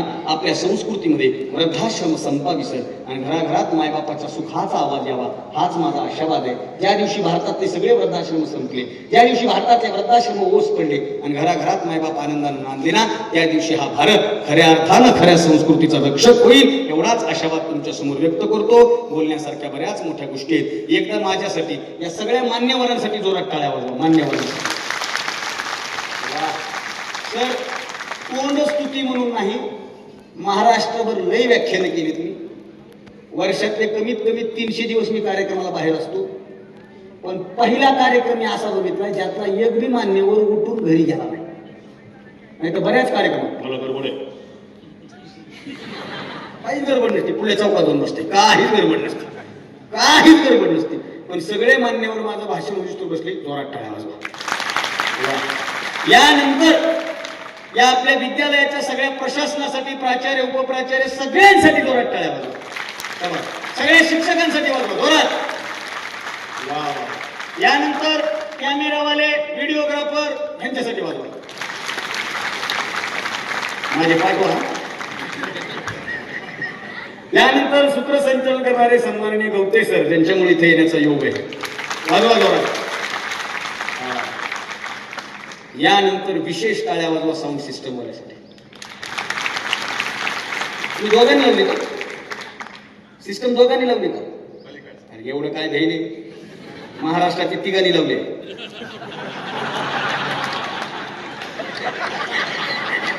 एवढं काय दान घ्यायचं आहे? त्यांचं तिघायचं जमायला तर आपलं का जमू नये? आता तुम्हाला विषय नाही, काय अडचण नाही. गोड सिस्टम लागली आणि सिस्टम लागायली पण गोड लागा ना, ही गोड लागली. ही सिस्टम फार गोड लागली. जगलो वाचलो तर हे वाक्य सगळ्याच्या परिचयाचं आहे. इथं वापरणं मला संयुक्तिक वाटत नाही, पण विनोदाला घ्या. जगलो वाचलो तर मी पुन्हा येईल.